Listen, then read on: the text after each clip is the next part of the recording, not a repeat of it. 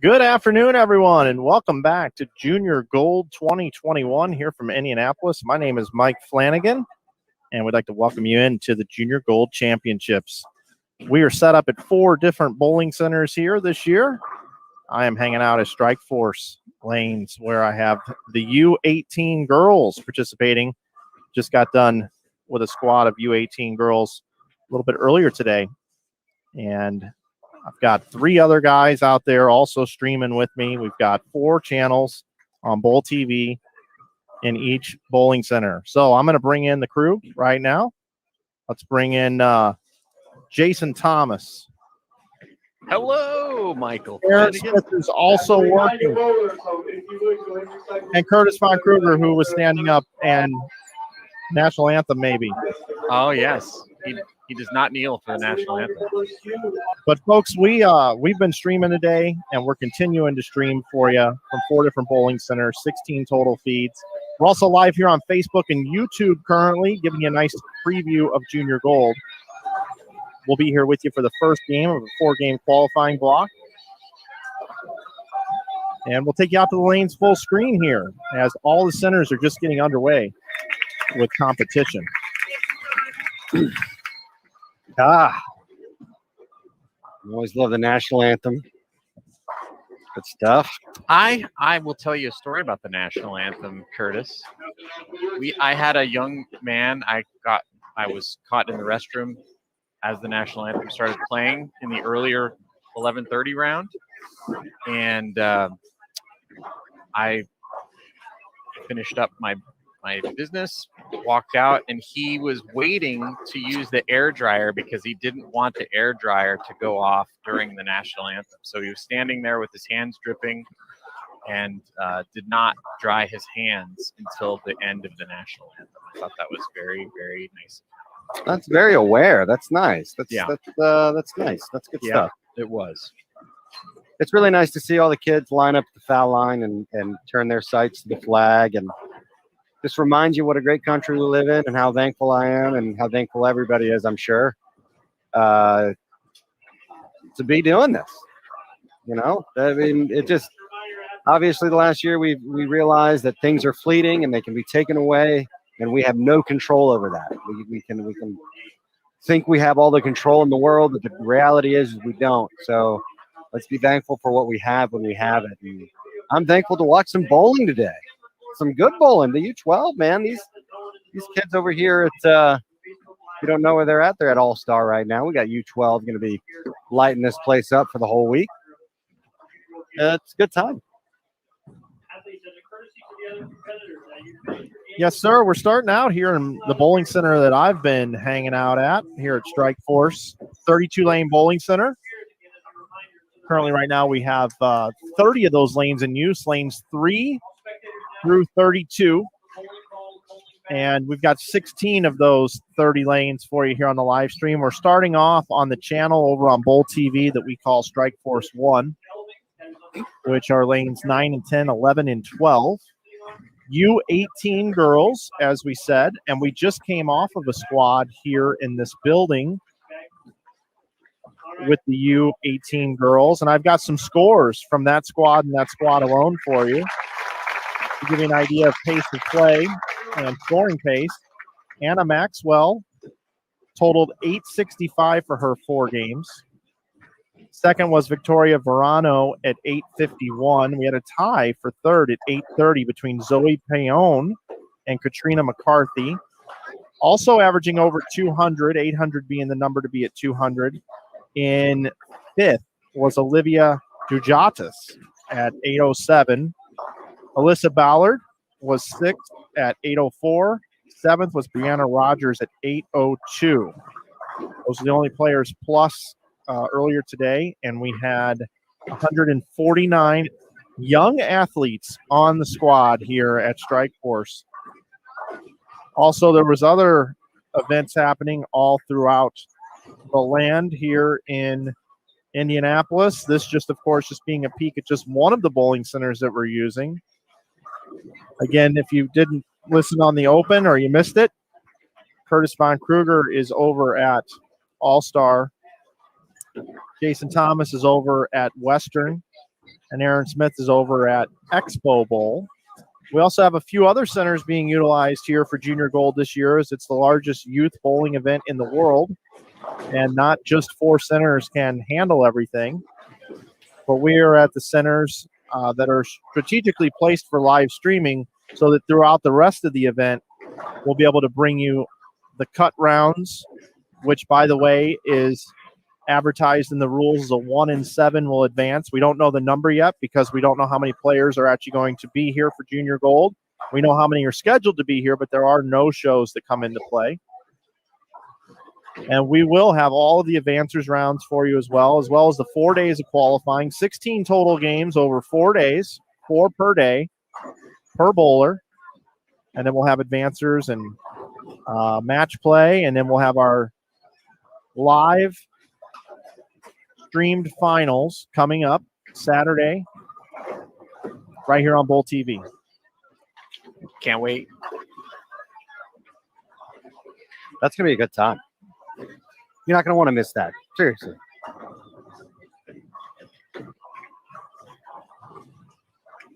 JT is going to cut the show and produce one of the most magnificently put together broadcasts in the history of bowling. Not only once, not twice, but 3 times a lady. He will do that for us on Saturday. And if you're wondering how beautifully lit the set is going to be, and the human gimbal himself, Curtis Von Kruger, along with our man Andrew from USBC Communications, who just does an amazing job with his cameras all the time, doing some documentary work as well that you'll see well after Junior Gold is over. And our own Bob Costas going to be calling the action. Maximum Bob Costas, just to get Jason Thomas a little excited with the first word and all that. Yeah, I get the privilege to be able to be on the air and call it with the Hall of Famer Carolyn Doran-Ballard, all 3 finals. So, but we got a lot of work to do before we get there, guys. Oh yeah. Alyssa, I heard she had a pretty decent day, as you were just stating. Yeah, so far today. She's 4 over. Hey, that's some solid work right there. She's in 6th, just from this squad. So it's in the blood. It's in the blood. Yeah, even is a great score. Yeah. We've seen, a couple squads on the floor. What have you guys seen as far as, the most success in terms of playing this pattern? We saw, Curtis, you got to see Mateo Quintero, who we interviewed at the end of our last squad, shoot 157 over in the U12 division, which is Jason, 6 points higher than the leader was in the U20 division last week. It is unreal. He created space. I mean, it was kind of an unfair advantage. He gets so much more revs and speed down lane. He can play in parts, and he didn't have to change balls. He could literally stay in the same part of the lane for pretty much most of the day because nobody else was there. So once he got comfortable with that fast pitch, it was just repeat. And if you notice how he gets to the line, he's really, when you see Jason Belmonte, and I'm not, obviously, he's no Jason Belmonte yet, but when you see Jason Belmonte, his eyes are always forward. Everything's moving forward at the same time when he posts through his shots. There's very little hinging at the waist as he gets through the shot, and Mateo is very much like that. So it allows him to be super consistent through the ball. So he was able to kind of get in and wheel it, probably playing around 18, 19, and just getting it out and bringing it back. It was beyond impressive. And then I've seen a few of the players in my bowling center here at Western have success throwing urethane between first and second arrow. And that seems like a very smart play. Over here, how about the girls divisions? What are you guys seeing in your centers with the girls who are watching right now? Actually, I'll go. Playing outside of the second arrow, the 10th board, the higher the rev rate and or the lower the ball speed, the more they have to have their feet a little bit further to the left and eyes closer to 10, sending it out to about 3. The lower the rev rate and the higher the ball speed, I've seen these young athletes out around 3, 4, 5, and some even flirting with 2. We're seeing big asymmetrical balls with a lot of fur on them, meaning lower grit Aberlon or True Cut pads or sandpaper or whatever you'd like to call your surface device.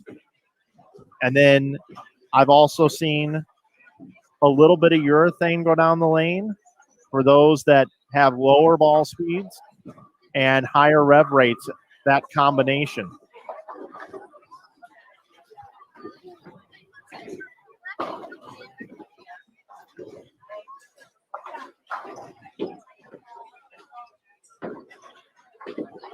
The one thing you can't do on this shot right now is miss in. You don't want to get it in early. It does not bear good results. I'll say that. A lot of front of the lane hooking a little early if you get it in, and you're taking 3 off the left or right, wherever, if you're left or right-handed. But Nick Hoagland did not make this easy for these young athletes, and I appreciate that. It requires a solid foundation of spare shooting, but further than that, it really reinforces the need for a solid mental game, to not get frustrated, to keep your head in the game and understand that you're going to have some bad frames. Understand that some things are not going to go your way, but if you have the ability to stay focused, pick up your spares, hey man, you can make things happen, even if that 140 or 130 comes creeping along. And quite honestly, it probably will.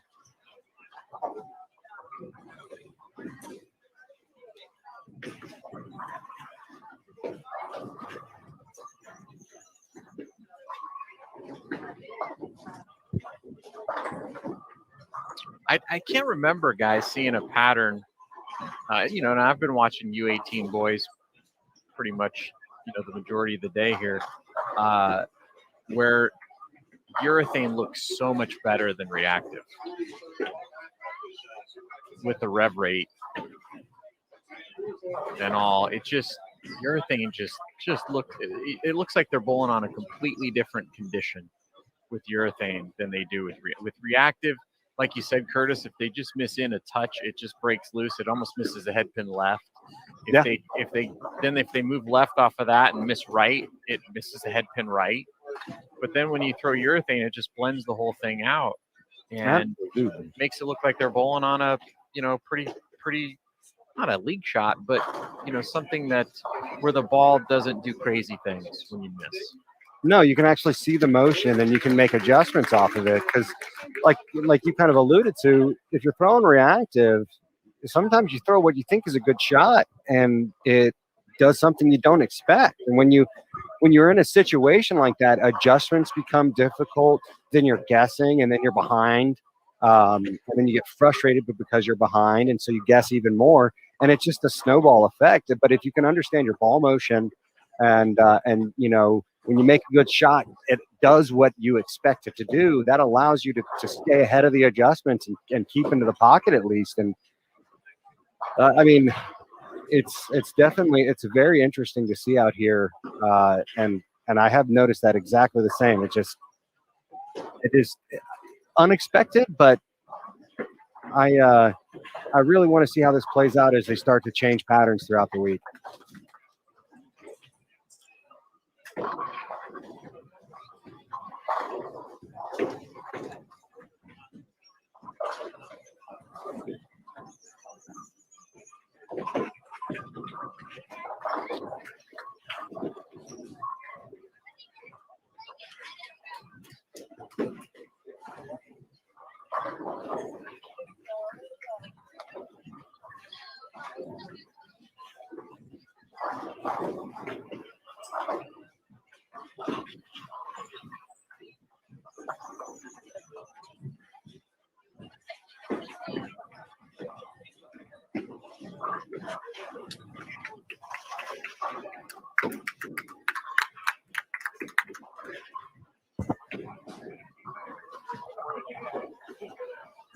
We did have a question in the chat regarding why are some of the players wearing numbers on their backs? And that's a great question because I didn't even know this, but I found out at the trade show.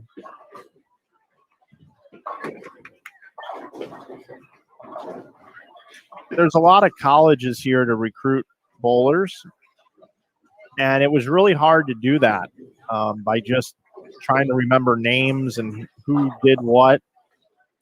So players could go register over at the Collegiate Bowling booth. I believe it was the JT may need to help me on this. The Don Williamson's booth. Is that the NAIA booth? It was a collegiate bowling booth of some sort. I get all the letters and whatever messed up. Yeah, but NAIA. That is the correct that makes sense, right? Yeah. acronym. Okay. Yeah. Yeah, they had another one over there too, another 3-letter thing over there. But needless to say, it's a program that was built so that college coaches could come in, look at a player, say, "Oh, I'd like to find out more about this player." They could put down the number, and then that number is entered into the system, and they get contact information on how to reach out to that player after the event. It's a really beautiful thing that somebody thought of. Not me, but somebody thought of this, and it's been working out beautifully. So it's a recruiting tool. So if you see that on their backs, that means, hey, I want to bowl in college. Hit me up, coaches. Where can I get my number jersey? Exactly. Where do I get my jersey? I want to bowl in college. Can I go bowl in college? I think I have years of eligibility.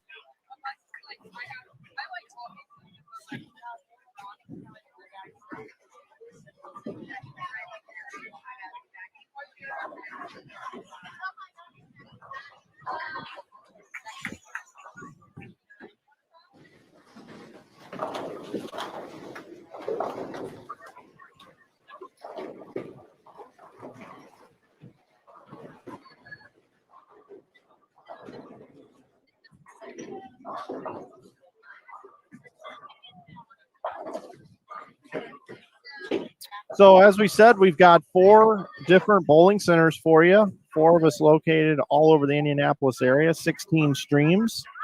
And I believe we're going to take things over to JT's bowling center. He doesn't own it. He just owns it for a few days. Western Bowl, where I think we've got some pretty good bowling going on, don't we, JT? These young guys on 41 and 42 own it right now. They're cracking them.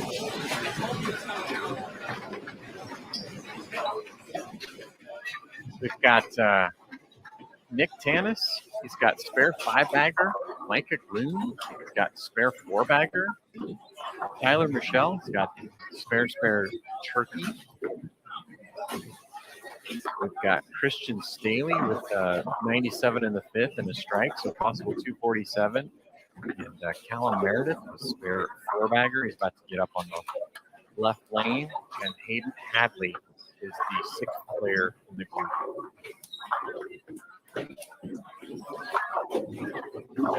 But out of everybody I'm watching, it looks like Callum has the best ball reaction. He's a 2-hander, throwing urethane right up the gutter. And watch this ball.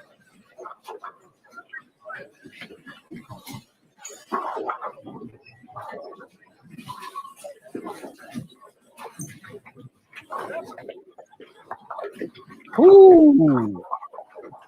Come on now. Yeah, Wow. they're cracking them. And I love the hairdo as well. So if you're gonna bowl, if you're gonna bowl like that, you can do it in style. Well, I'll tell you what, guys. I mean, there've been some high scores, bowled today, and especially that second block, we had some pretty big scores. And as we saw at the U.S. Open, the bowlers, the word gets around quickly as to where the right place to play is and what to throw. And by the time we get to these second and third squads of the day, these players have a very good idea, if they've been paying attention, what they should do to try to score. And if they know there's some score out there, there are going to be some players that are going to figure it out and really hit them hard. And I think that's what we're seeing right now.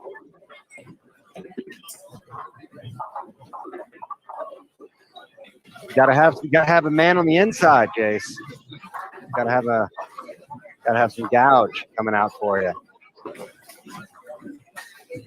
And then, we've also got, as I mentioned, Nick Tanis. He's a lefty throwing reactive up the gutter, and he's got an incredible look right now. He's got a spare 5-bagger. He's about to get up here in the 7th frame, possible 290 out of the gate.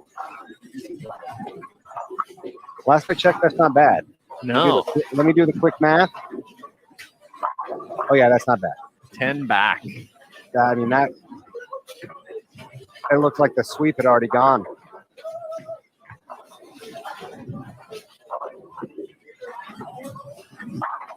Oh wow! It's like you're looking at Team USA on 41 and 2. I know. This is good stuff. That's fun to watch.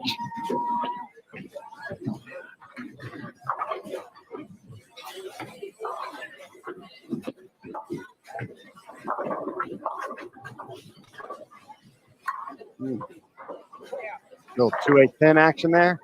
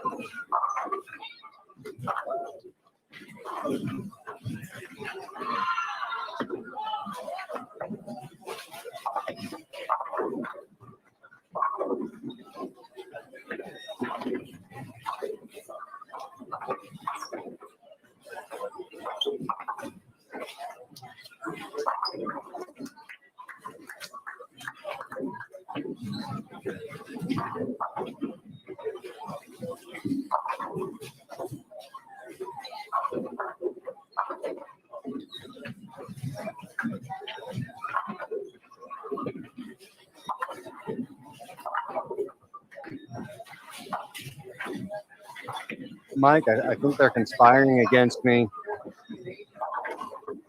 I'm set here, down here by this snack bar here at All-Star, and all I smell is butter and garlic. And I can't eat any of it. I can't eat any of it. Yeah, they're making pizzas here. Yeah.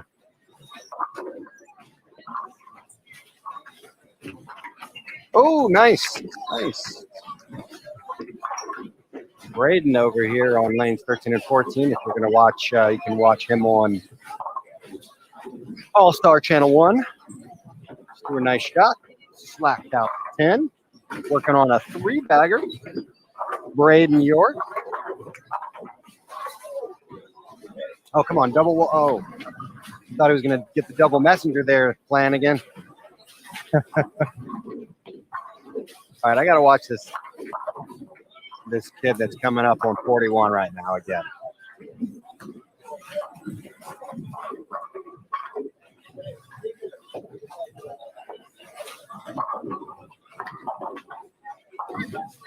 Look at how his hips drive through the ball. Do you see that?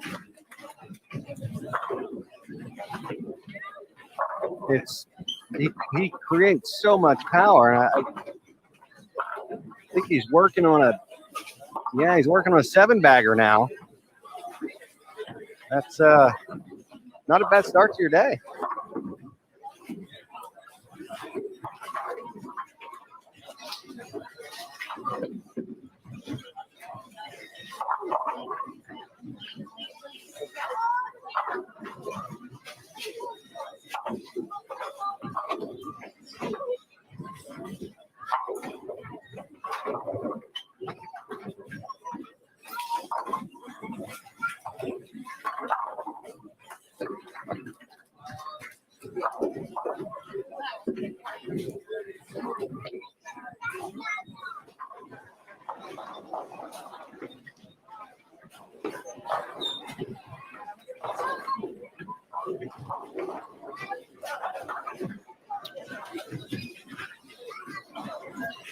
Seven in a row there, Jace.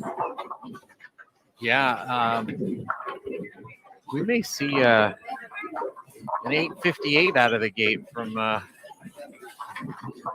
3 of these players.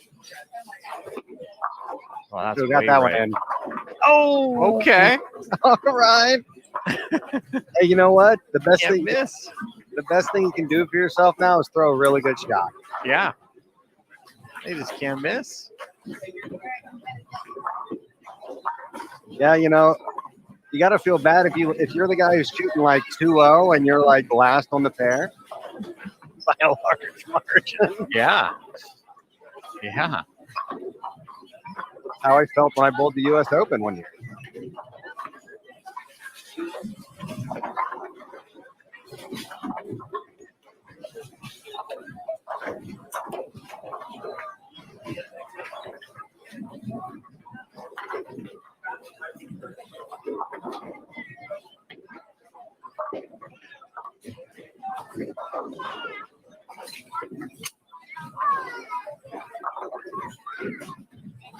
All right, here's this kid coming up on the left lane, 42.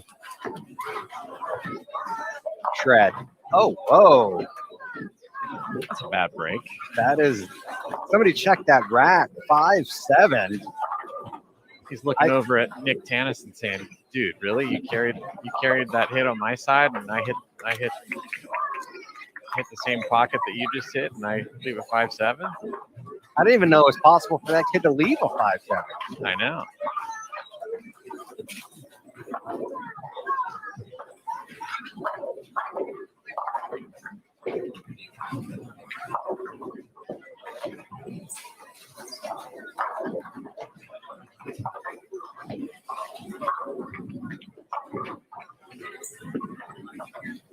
Is he going to get it? Oh, Yeah, gave it a nice run.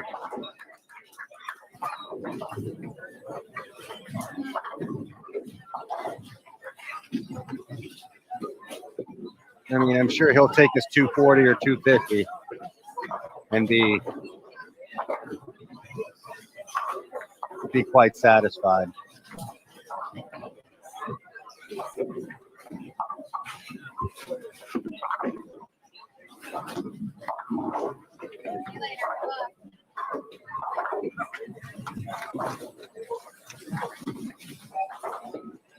Well, we can't forget Tyler here. He can still shoot 278.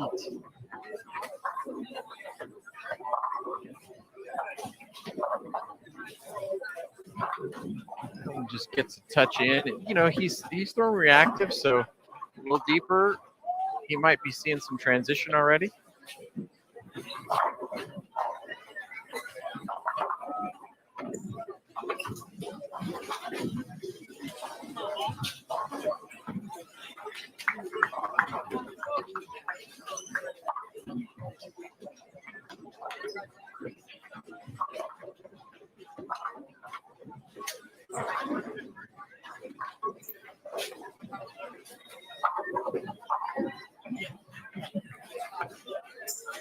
the funny thing about that is, and I think that's why we see the band Urethane folks out there.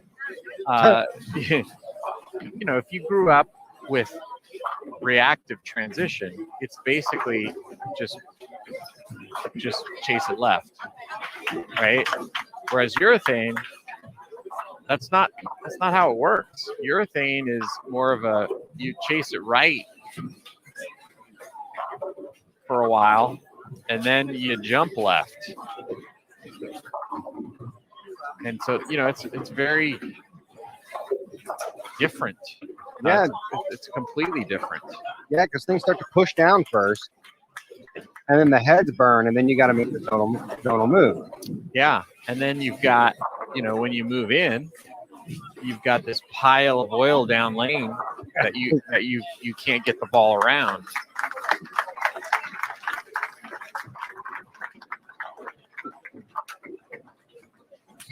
No, it was funny. People hate change. That's really what it's all about. Because you can probably attest to this as well, JT. When reactive started coming out, really proliferating in the early '90s, how many people were out there? Oh, ban reactive. It shouldn't be. Nobody should use reactive. Let's keep it, plastic and rubber and urethane. Great start for Nicholas Tanis. He shoots 289. And wow. Out of the gate, big time here at Junior Gold.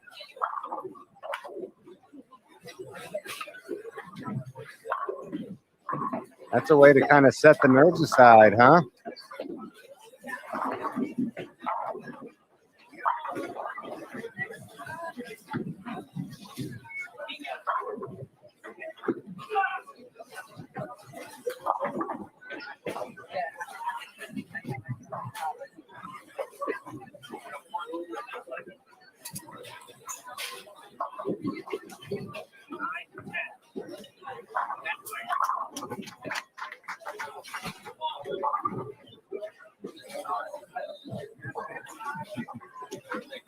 Let's see if Callum can bounce back after that unusual 5-7 he left in the ninth. I think he does. I think he just shreds it. Splits the 8-9 right here. Boy, he's got good fundamentals. Yeah. Yes, he does. Really solid. Great balance. Great so rhythm. Great power through his legs. Yep. You can see him, like I said earlier, driving through that shot, but not getting. You can't get your legs ahead of yourself, or your balance is gonna be all off. And he just keeps everything nice and through the shot, everything moving forward. And I'll tell you what, that's he throws a heck of a ball. If he can continue to grow and develop, he's got the physical game. Go forward. Yeah, and what he's doing here early shows me that he knows a little something about lane play too.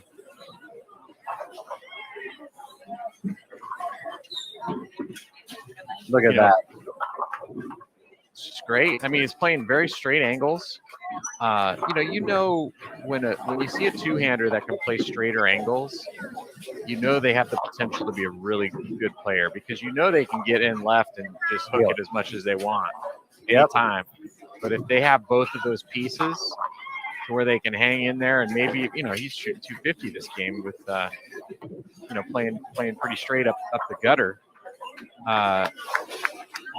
Like you said, Curtis, I think he could be a talent to watch for. Well, if you think about it, look at a guy like Kyle Truth, right?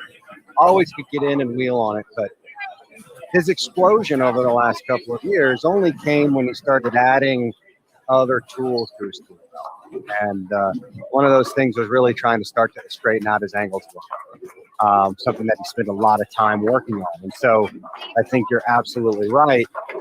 You have to be able to do more than one trick. You either got to be the best in the world at doing one thing, or you got to be really, really, really, really good at doing a lot of things.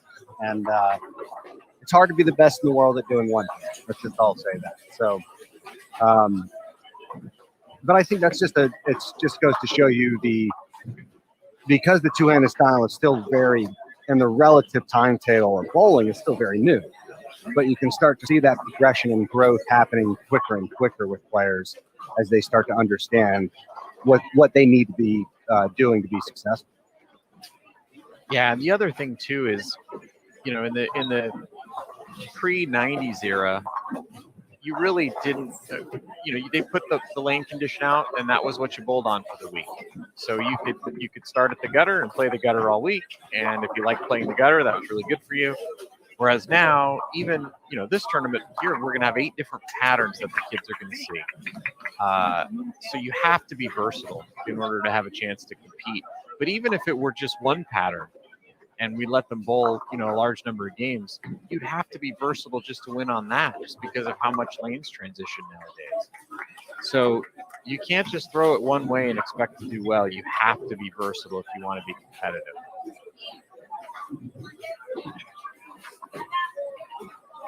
Yeah, back in the day, you had a couple of different, you had the guys that you knew were always going to be there week in, week out. Then you have the guys, that other group of guys that they had to match up. You had to match up perfectly, and then they had a pop. But now you start to see a lot more often the same, it takes versatility. You're not going to match up often perfectly. And so I really like to see that these young kids are learning more about lane play, are learning more about equipment at an early age. And so they're not pigeonholing themselves into one style or one particular form of the game. And I think it'll only benefit them long term.